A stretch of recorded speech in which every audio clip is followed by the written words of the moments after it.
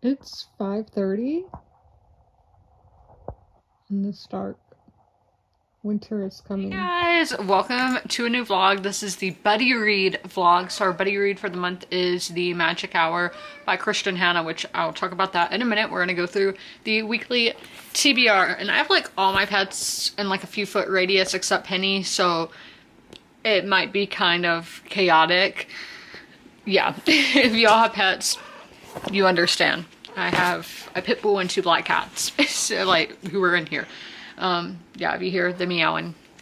Okay, so here's the weekly TBR. So the first one I am about to get into because I haven't read any of it today is, and Bud, she steals my highlighters. Do any of y'all's cats still like pencils, highlighters, and runs off with them? She just got my highlighter, and I am annotating books this week, so I'm going to need that.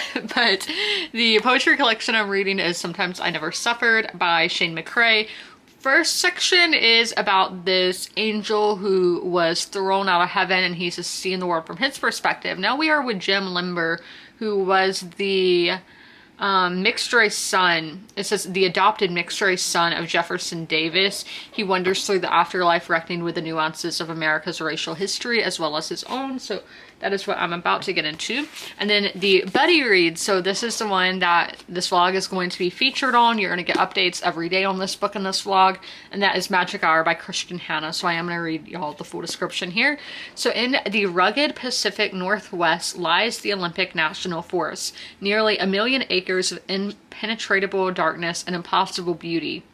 From deep within this old-growth forest, a 6-year-old girl appears. Speechless and alone, she offers no clue as to her identity, no hints of her past. Having retreated to her western Washington hometown after a scandal left her career in ruins, child psychiatrist Dr. Julia Cates is determined to free the extraordinary little girl she calls Alice from a prison of unimaginable fear and isolation. To reach her, Julia must discover the truth about Alice's past, although doing so requires help from Julia's estranged sister, a local police officer. The shocking facts of Alice's life test the limits of Julia's faith and strength even as she struggles to make a home for Alice and for herself. So I will be starting that today, and I'm going to be following along with the audiobook. And Penny just got here. So then we have Manhunters, How We Took Down Pablo Escobar by Steve Murphy and Javier F. Pena. This is all about the DEA, those two agents in particular, and how they took down Pablo Escobar, who was like one of the richest men in the world, if not richest, and probably the most well-known drug lord ever. And this is what this show Narcos is based on Netflix. And then we have my ebook, which is Written in My Own Heart's Blood by Dana Gabaldon. This is the 8th book in the Outlander series, and it is following a family during the American Revolution with some time travel elements involved, and that is the weekly TBR for the week. I totally forgot that I needed to update y'all, so I have my food, my dinner right there. I don't have this chaos. Both of my young pets have, it's been on wild streaks lately. Delilah this week has definitely been, I know it's Monday, so I mean over the weekend, has definitely been regressing on her leash walking skills, and I don't know why that is. It's really strange.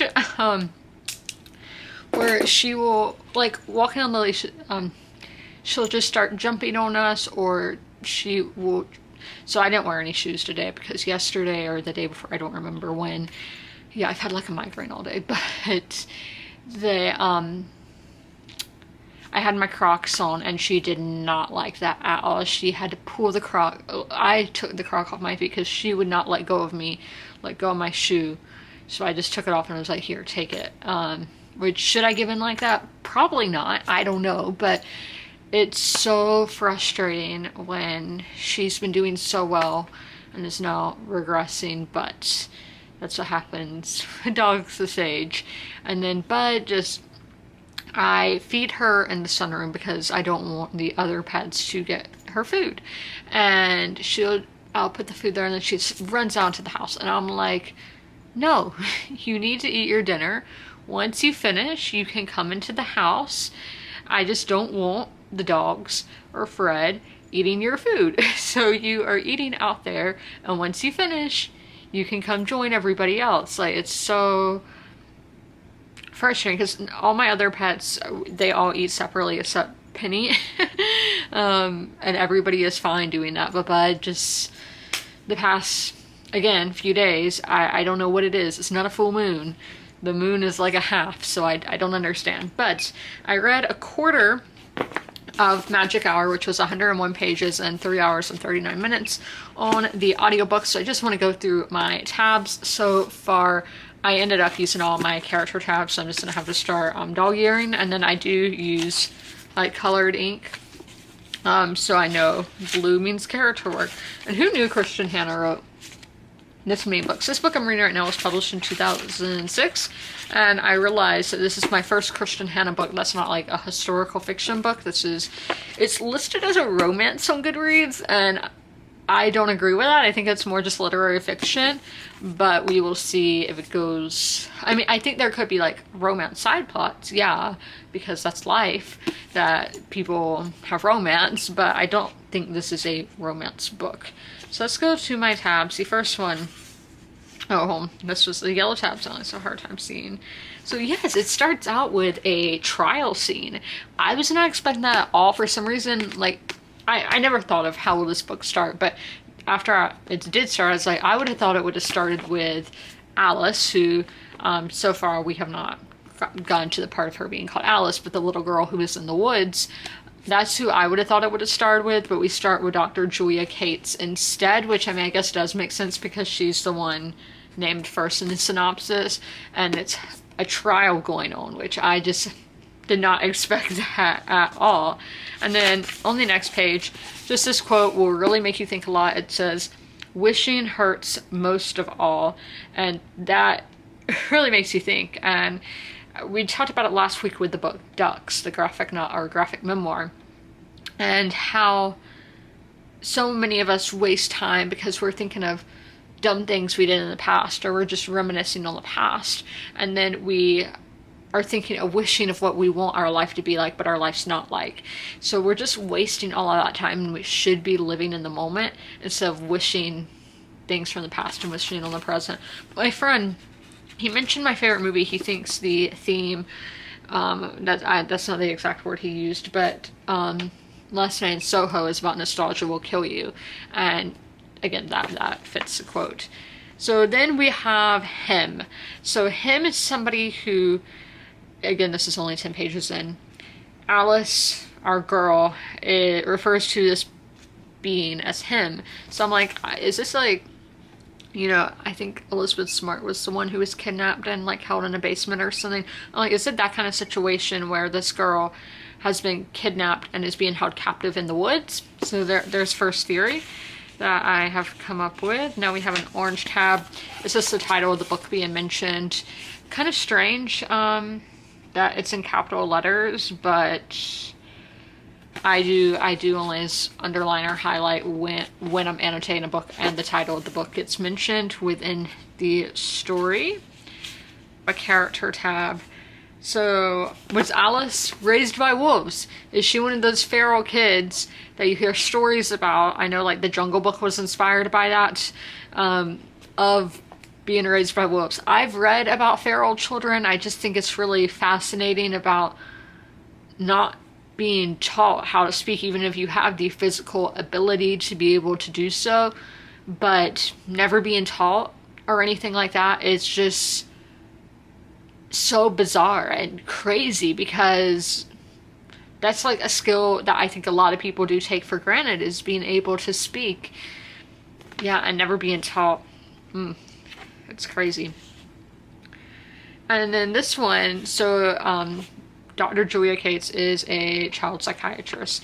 So her therapist, Dr. Harold Collins, answered on the second ring. She'd been seeing him once a month since her residency when it had been required of all psychiatric students. So I don't know if that's true, but yeah, therapist, I think, should be required to have therapists, and there is a long line of a therapist having to go to therapy and that therapist having to go to therapy. But think of all this trauma they're having dumped onto them and all of this stuff. I know they're being paid to do it and they signed up to do it, but that is going to be mentally draining. So I definitely hope that therapists are required to have therapists and go to therapy sessions.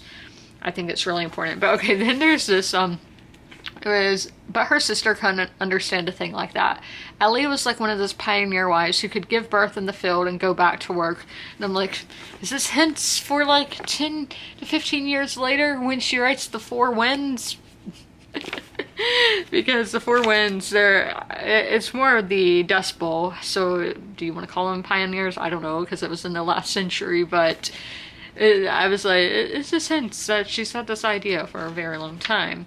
Then we have a plot tab. I think Ellie and Max will end up together and adopt the girl, but I don't know, just a theory, 63 pages in. But also we're having some vibes with Julia and Max. So love triangle, I hope not, because I despise those, but they do happen. So then lastly, I think a psychiatrist is a really interesting kind of character to have in a novel, because they know how you should mentally do things and how mentality works, but it's putting that into your own life, you know, not just talking the talk but walking the walk. And that can be extremely difficult to do, because I mean, yeah, I've given advice to people, but I'm like, do I do that? I hope I do, but you know, sometimes you're gonna venture off and it's not gonna end up as planned, but that is how you learn. Another thing is she picks up on all the little things, and I really appreciate that. I'm not a psychiatrist, but I do pick up on things, and I'm a very intuitive, I think that's the right word, person. I don't know if that's the right word, but yeah, where I can pick up on things like that. At least I think I can. Who knows if I actually can, because I'm not going to straight up. Sometimes I will straight up ask. It depends on the person who I'm talking to and who I'm picking up things from, but other times I'm not going to say anything. But I do think that is really interesting to have a psychiatrist as a main character. But my food is not cold, but I'm going to eat this now. This rice, pasta, broccoli. There's carrots in here, chicken flavor, pasta rice thing that I just said. I'm going to eat this now and then read later. And I need to put my notes into Fable where I'm doing my Betty read. Guys, happy Tuesday. So I finished a book. I'm one book away from my reading goal of the year, but that was Sometimes I Never Suffered by Shane McCrae. I would give this like a 3.5, so that's a 4-star on Goodreads.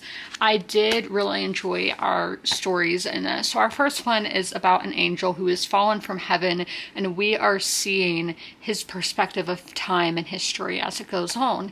And then we have our second premise, who is Jim Limber, who was born a mixed race person in the 1800s, and we are seeing him experiencing freedom for the first time, but sadly not on Earth, but in heaven. I don't really get what the correlation between these two stories was, except that they both had some relation to heaven.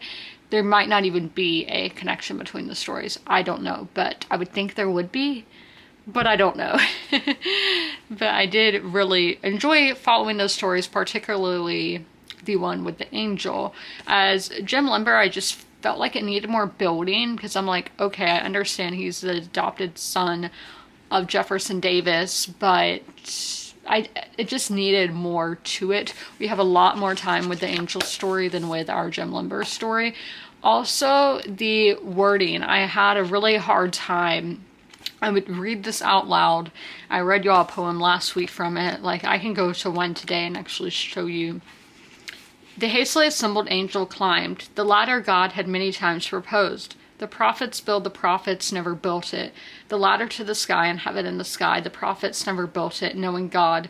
And I just had a really, that wasn't a good example, hard time with some of these sentences, because they would use the same words several times in the sentence. I don't know if sentence is the right word for poetry, but it was just really confusing. There was a lack of clarity here, and that's why I did have some issue with the book. That was my only issue, is that I had a hard time with the wording at times. So I finished that. My next morning thing will be a short story collection, and that is Night of the Living Rez by Morgan Talty. We'll talk about what this book is about tomorrow. but it's great to pick this up now. This was unintentional, but I am pretty sure that's Indigenous Peoples Month, and is this all by just Morgan Talty, but it's an Indigenous short story collection, so that is always awesome to give them a go, you know? So I got this back in July when I went to Spartanburg. I loved Spartanburg. I know its nickname is Murderburg, but I had a great time there, and it's a great bookish community. I really recommend for the books. And yeah, again, I just had a good time there. Everybody was super kind. So I'm gonna go take pictures for Bookstagram.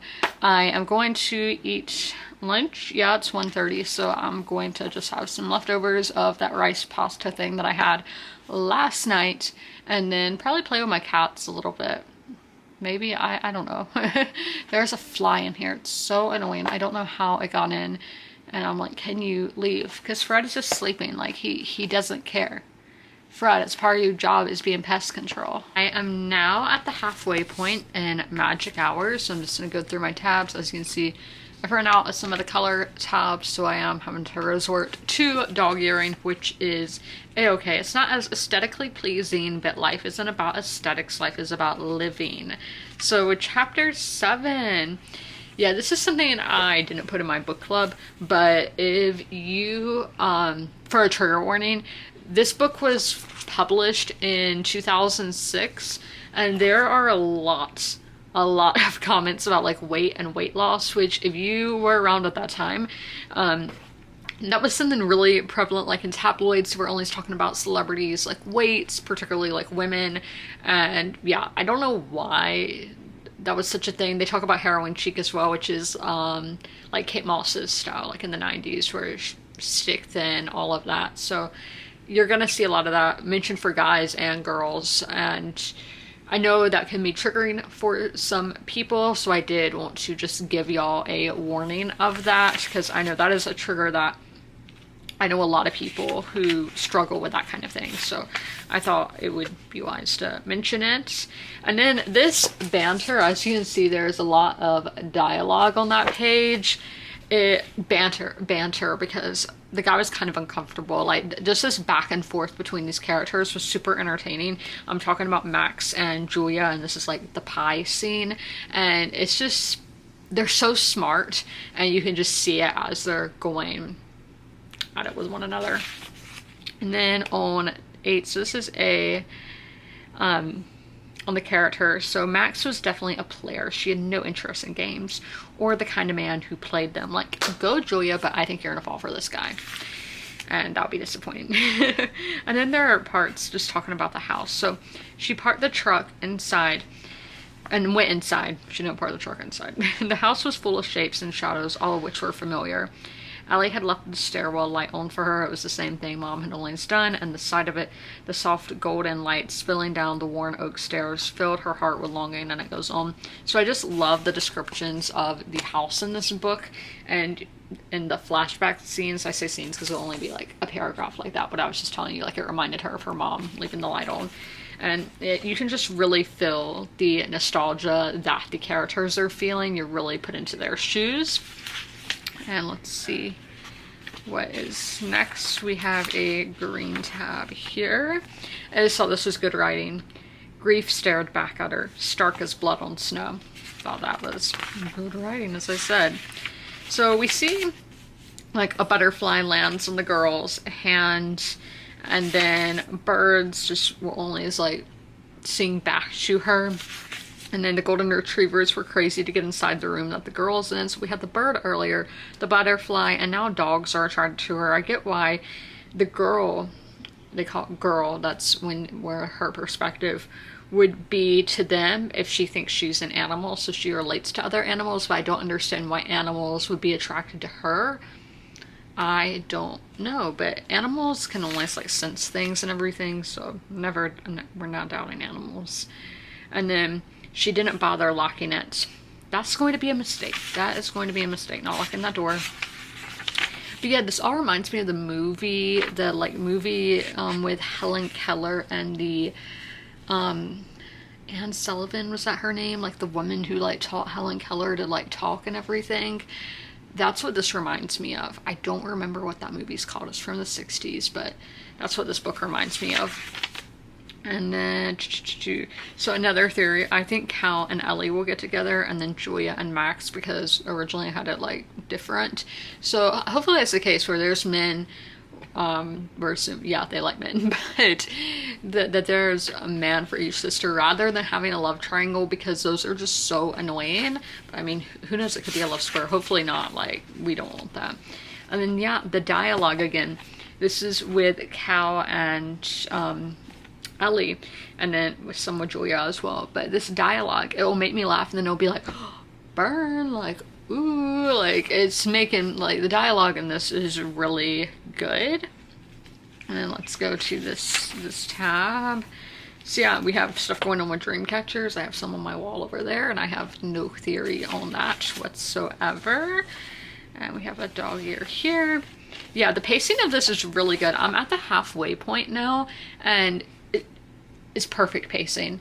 It's not slow, it's not fast, it's not medium, it's just exactly how pacing in a book should be. Everything is just paced so well. I was so scared that one thing was gonna happen. I'd be like, no, I don't want that to happen, I don't want that to happen, and it didn't. So like, shout out to Kristen Hanna. And then this one is, so it was like dark hairy fingers, and I was like, I swear if it was Bigfoot holding this girl captive, I swear that would be insane. Oh my gosh, I'm missing 411s. So fascinating. But yeah, so I got to page 201, which will be starting on chapter 15 tomorrow. That's where I got with my reading and a magic hour. So yeah, I'm really enjoying this. I would say it's like somewhere in the 4-star category, because it just isn't hitting exactly the 5-star point yet, but I am really enjoying this book, and I love this paperback. Like, this just is like a book to be annotated, just with the kind of cover it has, and then just the floppiness. Like, this was made to be annotated. Cold, guys. It's Wednesday, it's 60 degrees. Have my water. Where should I put it? Just put it over there. But I am about to start a new book, and I need to tell you all about it. We are starting Night of the Living Rez by Morgan Talty. This is a short story collection. So set in a native community in Maine, Night of the Living Rez is a riveting debut collection about what it means to be Penobscot. Sorry to hear my dad, but okay. In the 21st century, and what it means to live, to survive, and to preserve after tragedy. In 12 striking, luminescent stories, author Morgan Talty, with searing humor, abiding compassion, and deep insight, breathes life into tales of family and a community as they struggle with a painful past and an uncertain future. A boy unearths a jar that holds an old curse, which sets into motion his family's unraveling. A man, while trying to swindle some pot from a dealer, discovers a friend passed out in the woods, his hair frozen into the snow. A grandmother suffering from Alzheimer's projects the past onto her grandson, and two friends inspired by Antiques Roadshow attempt to rob the tribal museum for valuable root clubs. A collection that examines the consequences and merits of inheritance. Night of the Living Rez is an unforgettable portrayal of an indigenous community, and marks the arrival of a standout talent in contemporary fiction. So this one, I don't know if I saw this somewhere else, because I did see a post from a bookstore that I follow that is somewhere out west, where they did a whole post about indigenous books in all different genres, and so cool. I got so many good suggestions. So I don't remember I saw this there, or if this was in the LA Times article that I reference all the time, where it has like 1,000 books to make America, so it would go by each region. So this was the New England, obviously, for Maine, and I don't know if this was part of that, because I have read some other indigenous short story collections that I did find through that project. One was in Alaska and one in California. So we're going to the and one in New York. I love that cover. I'm sitting here thinking about it. But we are going back to the East Coast for this one, and we are going to start it now. The ring light on, because this is a really short update. But if you have Audible, Night of the Living Rez is included in your subscription at the moment. And it has a 4.3 rating, so that's really high. So I'm going to listen to this as I read the book, and I've never done that with my short story collections, following along with the audio, so we'll just see how this goes. I went to Target. They had the book that I wanted, but it was all the way at the front near the checkout, when last week it was in the back with the rest of the books, and I was like, no, I'm not going all the way back up there. And it was a madhouse today. I don't know why, because, well, they only had one like actual cash register, like human cash register, and the rest were self-checkouts. And in self-checkout you can only have 10 items, which I did buy 10 items because I needed a lot of groceries. But so if you had over 10 items, you had to go in just into one lane. So it was just a madhouse. That's why people at like Target and Walmart, because I know those are the two stores that do it, where you have a limited amount of items in self-checkout, but then they don't have enough people to man the cash registers. I don't get the logic there, especially with the upcoming holiday season. They better hope they can get help, and I hope they do. Fingers crossed for them. So one of the books that I got is about a political figure, and I'm like, I just hit 1,000 subscribers. Watch people unfollow me because of this. But I talked about in my ASMR video last week that it is important to educate yourself on, you know, the people who are leading your country. And if you start a fight in my comments, I am asking you right now. I'm just trying to educate myself, so please do not start a political debate in my comments, because that's not what my videos are here for. I'm just showing the books that I bought, and when I read books, I am educating myself. I'm entertaining myself as well. So if you are gonna start a fight, you're gonna be kicked out. You're out of here. Like, I don't want people having fights, and that can be either leaning side, but I think y'all pretty much know my side in politics. But yeah, I don't want fights in the comments, like, at all. It can be about anything, not just politics. I don't want fights in my comments, so bye if you're gonna do that. But so the first book I got is one that I never heard of. It's the fiction book I got, and it's large print. It's not like an actual large print book, but it is. This cover drew me in first. I mean, look at that. And then author of the year, and it's an author I'd never heard of. So this is Long After We Are Gone by Tara Shelton Harris, and it takes place in North Carolina. So don't let the white man take the house. These are the last words King Solomon says to his son before he dies. Now all four Solomon's siblings must return to North Carolina to save the kingdom, their ancestral home, and 200 acres of land from a development company that has their sights set on turning the valuable waterfront property into a luxury resort. So I thought that sounded really intriguing. It'd be really cool if it had two timelines, but I don't think it does from the description. So I just thought this sounded really intriguing, and I had never heard of it before. The next is our controversial one, and that is Kamala Harris's book, The Truths We Hold. And I first put this book on my list of books to buy when it was announced that she was running for president, but they just put it at Target like the week before election week, so I never got around to buying it because I couldn't buy books at the time. So I'm getting it now because, again, as I said, I think it is important to know about the people who are in charge of our country. Also, I am doing a project. Now, I know Kamala's not the president, but I want to do something. I want to read a fiction and nonfiction book about each president and each first lady. I don't know how difficult of a task that's going to be. So that is a project that is in the back of my head, of something that I would like to do one day. So I am buying books in regards to that. Again, I know that she was not a president, but still, I am curious to know what Kamala's story is all about. And then lastly, short little nonfiction here, is Brothers by Alex Van Halen. It's going to be one brother on one. Yes! I love that. So, Eddie Van Halen's death. This one celebrity death that I cried and cried and cried over. It was a really hard day for me. But I want to, well, Alex was my favorite member of Van Halen anyways, but y'all know, love a celebrity memoir, and I know that he's narrating the audiobook himself, and I think there's some like music included, like unreleased music, so that should be really cool. I do think it's kind of odd to put it in an audiobook, because what happens, like, can you get the music anyway, or do you have to listen to the whole audiobook? after you finish it, just if you want to hear that song again. I don't know, but those are the books that I got at Target today. It's time to do the update on Magic Hour.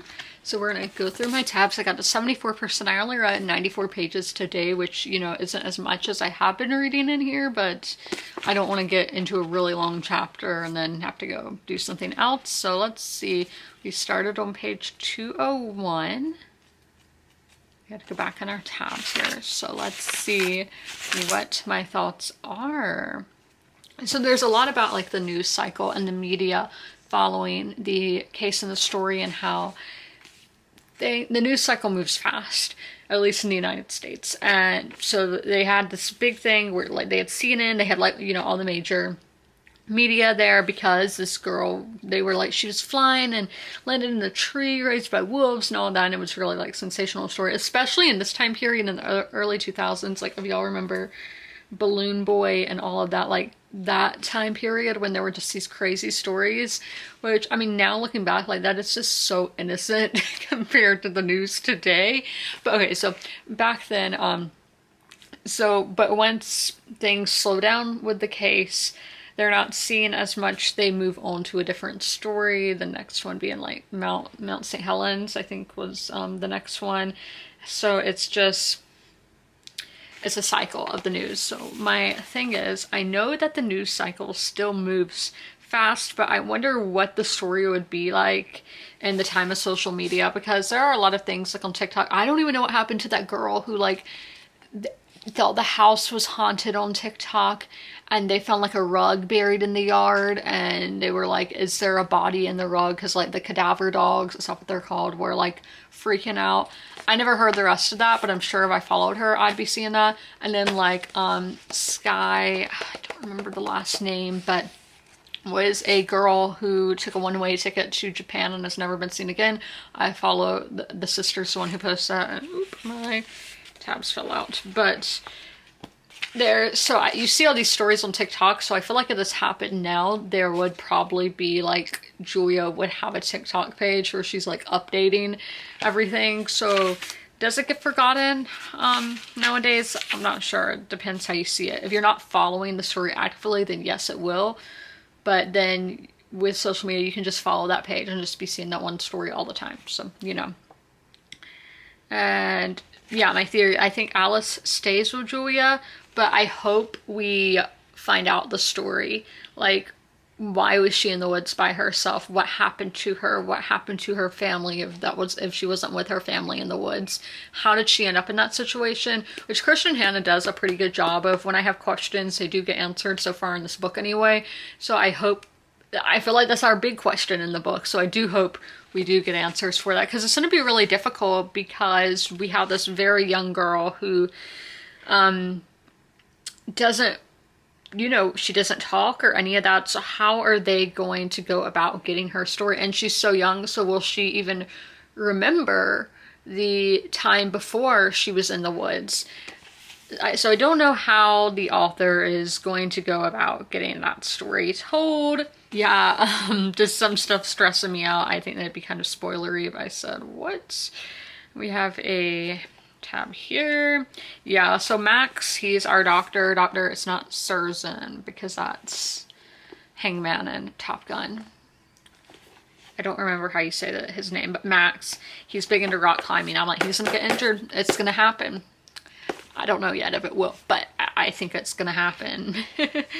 And then I saw this quote was kind of funny, and then it got kind of sad. But 39 years old, and I can't make one little girl like me. No wonder I'm sterile. God saw my parenting potential. Yeah, it's just like, I was like, huh, like, you know, I kind of had to laugh at that. And it got sad, as I said. We got in the feels. Yeah, then here's a little romance update. I'm not going to go into that because of spoilers.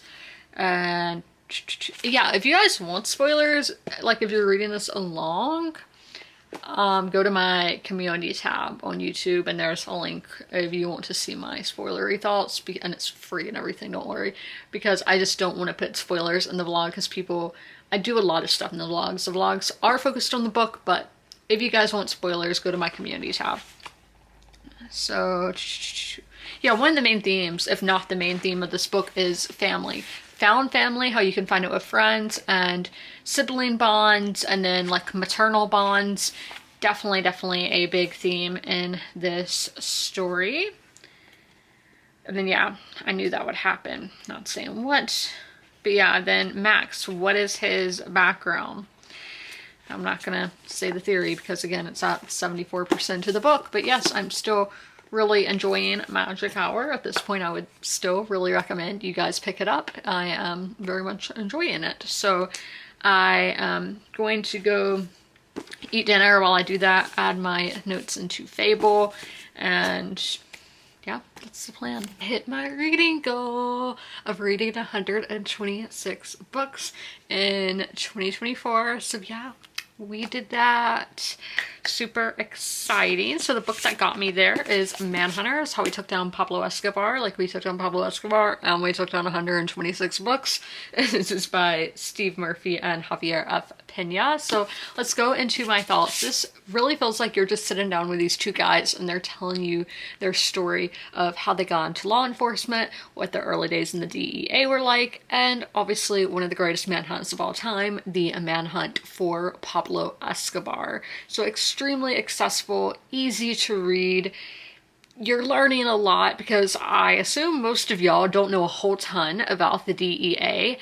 So that's extremely fascinating. And if you're a fan of the show, you get more of a background on Murphy and Pena than you do in the show. Like you see like a few scenes about how they got involved with the DEA, but you don't really know their whole like life backstories. I mean, you may hear things here and there, but this you really get like their whole backstories.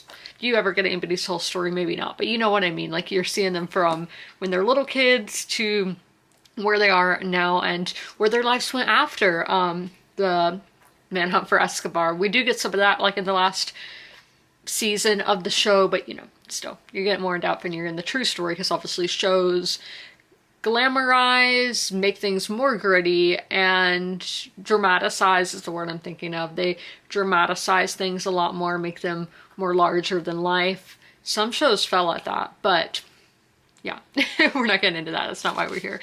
So the one thing I didn't like is some phrases were a little bit repetitive. I'm like, could we have edited this maybe a little better? But I still gave it a 4-star. I'm not doing really half stars and all for like my mood reads and poetry and all. This isn't poetry, but you know. So I did nonfiction, I should say, for mood reads, my nonfiction mood reads, and nonfiction in general. I'm trying not to do decimals. We want to be, yeah, that's all off topic. But yes, so I really enjoyed it. Highly recommend picking up this book.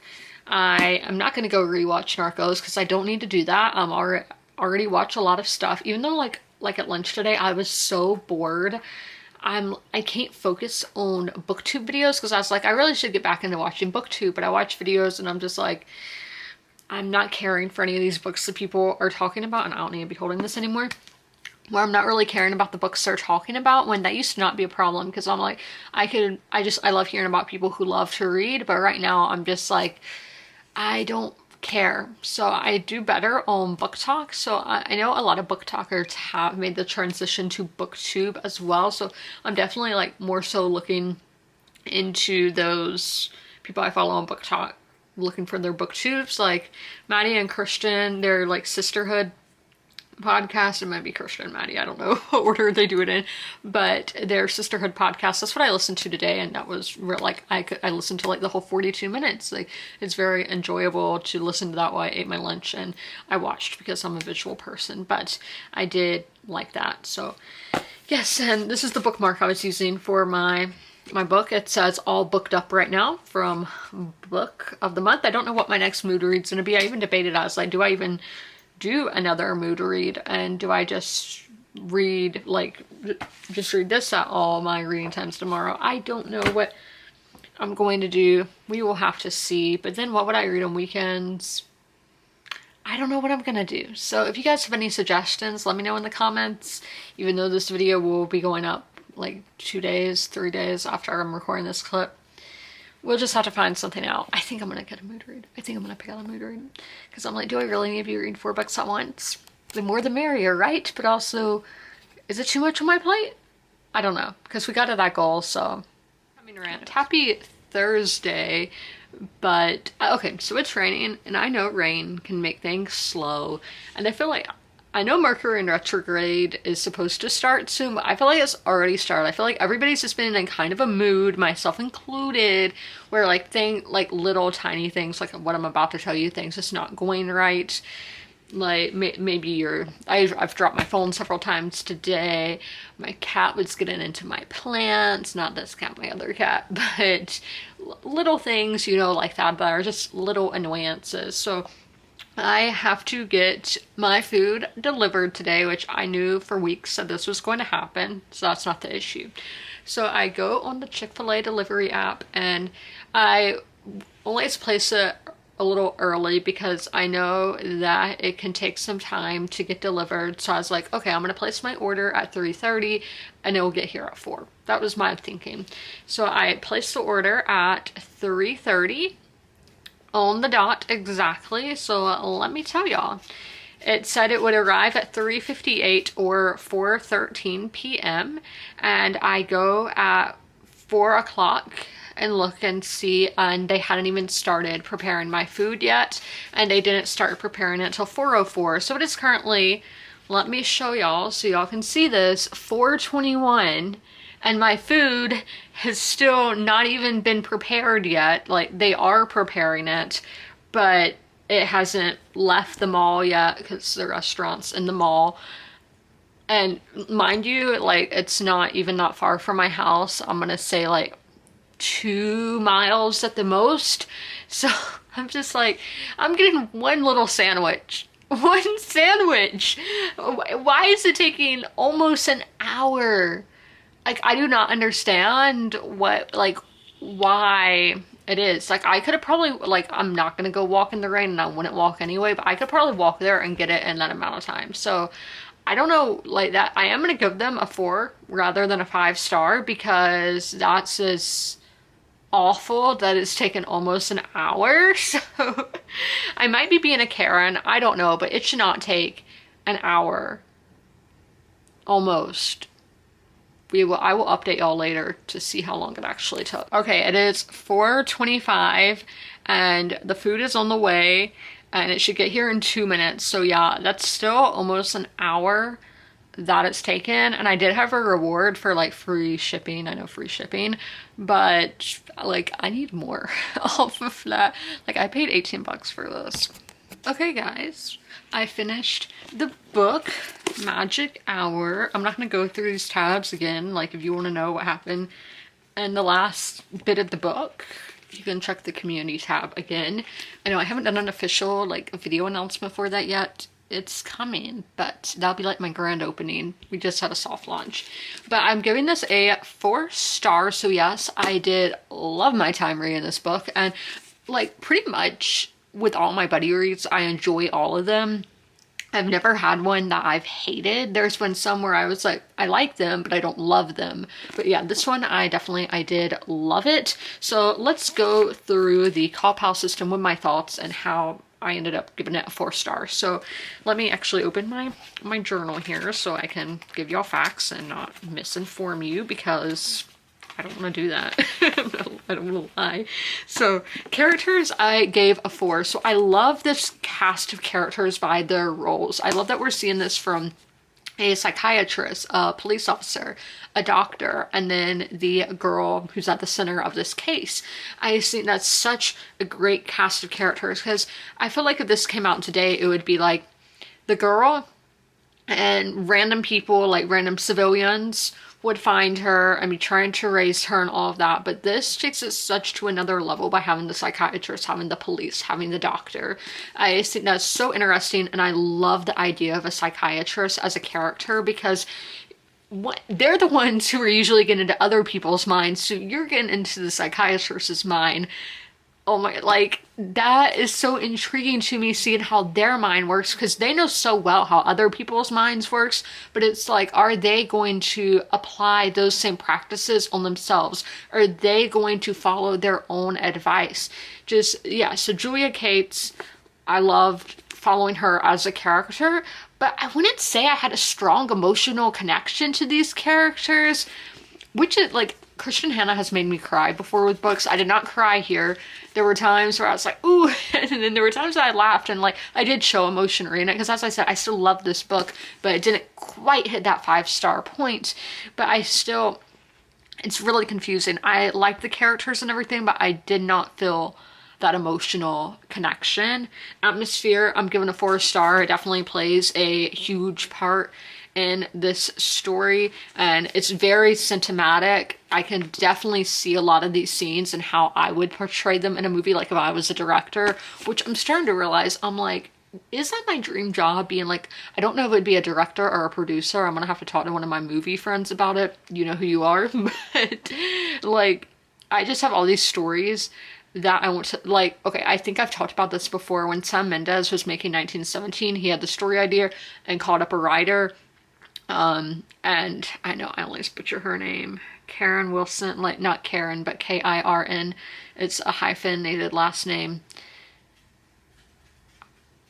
I'm forgetting her name, my bad, because she's done several movies that I've liked, but like he just called up somebody to help him write it all out. That is what I need. I'm like, I have all these ideas, but it's putting them down, because it used to be like I wanted to write a book, but now I'm just like, I could not write something all, like I could not put something together. So I think it'd be easier for me to make a movie with my ideas versus writing a novel, but that is way beside the point. I'm just saying this is a cinematic atmosphere. And then the writing was really good. Now, this isn't my typical kind of writing style.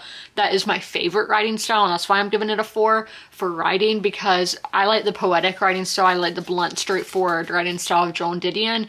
Lauren Groff is another one who I love the writing of. I'm trying to think of their like books back here I could tell y'all, but those are authors where I love their writing style with it, or like favorite writing style, because I did love the writing in here. The pacing was just spot on perfect. The story moved so well. It never felt like it dragged. It never felt like it went too fast. It was the perfect pacing, and the dialogue was so good. It just feels so real, and I mean, it's so, you can tell the intelligence of these characters, which therefore you can tell the intelligence of the writer.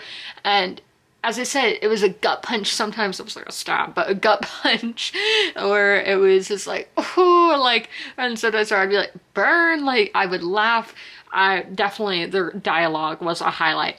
And then plot, yes, plot is definitely a 5. One of the notes I made today is, so if we're talking plot in general, like the exact, what's happening on the back here, great story, because that instantly, when I read the back of this book, I was like, tell me more. I want to know more of what's going to happen with this story. And it just sounds so unbelievable. This girl being found, she can jump 30 foot in the trees and has a bond with the wolf. Now I'm, okay, we're not going there, but she has a bond with the wolf, and there's this big like media frenzy, and the way that was portrayed was really realistic with the media. But the bond with the wolf, and it all seems so unbelievable. It seems so crazy and out there. But the way Christian Hannah wrote it made it seem like this really happened, that this could be a true story. She made it a believable story. For intrigue, so yeah, I gave plot a 5. Intrigue, I gave a 4.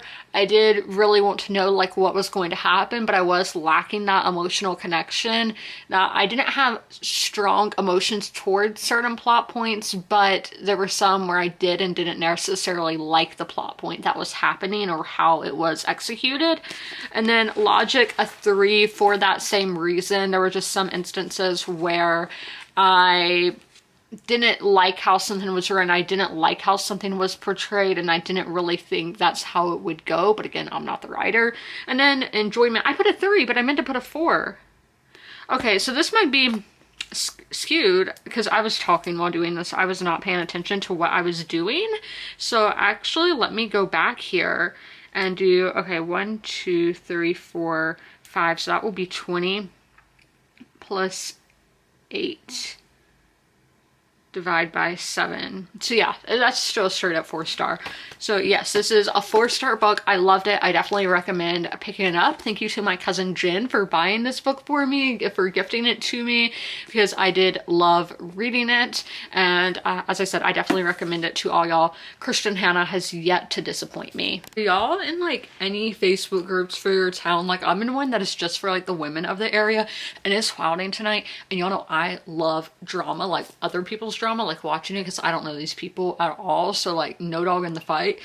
I just, you know, I like some tea. But I also meant to say, so the book that I will be starting next after the Christian Hannah one will be Doppelganger by Naomi Klein. So this will be next week's vlog, and I did not realize it was this long. Okay, it's less than 400 pages, so it's not that bad.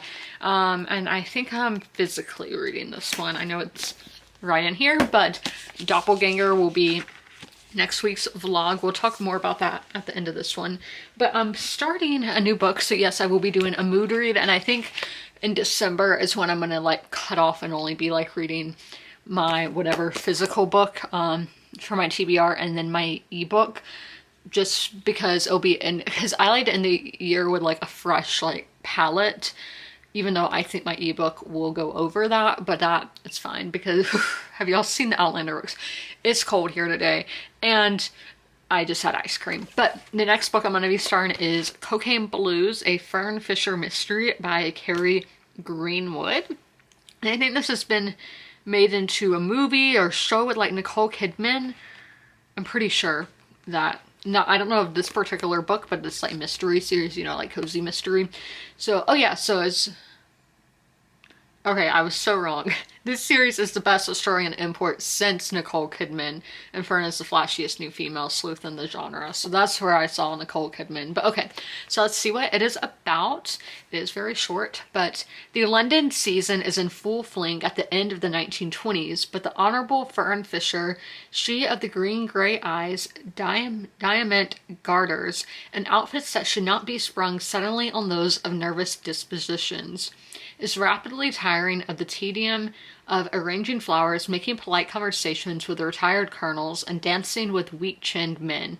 Instead, Fern decides it might be rather amusing to try her hand at being a lady detective in Melbourne, Australia.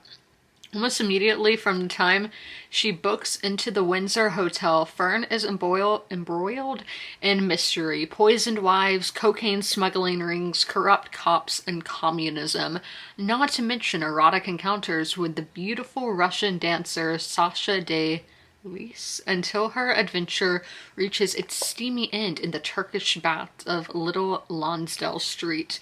So yes, that sounds like we had the 20s poisoned wives that we kind of, well, I wanted to read in the Botanist's Guide of Parties and Potions, but didn't end up liking that book. And then that was the 1920s setting as well, which y'all know I am intrigued by. And then the cocaine smuggling ring, corrupt cops, communism. We saw like all of that in Manhunter. So let's see where Cocaine Blues gets me. I started recording without turning the light on, but I do want to go through a wrap-up of everything we read this week and then talk about what we're going to be reading in next week's vlog. So for the wrap-up, gotta get my notes out. I finished 3 books this week, actually. I finished Sometimes I Never Suffered, which I liked. I finished Magic Hour, which I loved, and Manhunters, which I loved. I hauled 3 books actually, but I paid for 2. So Brothers, The Truth We Hold, and Long After We Are Gone.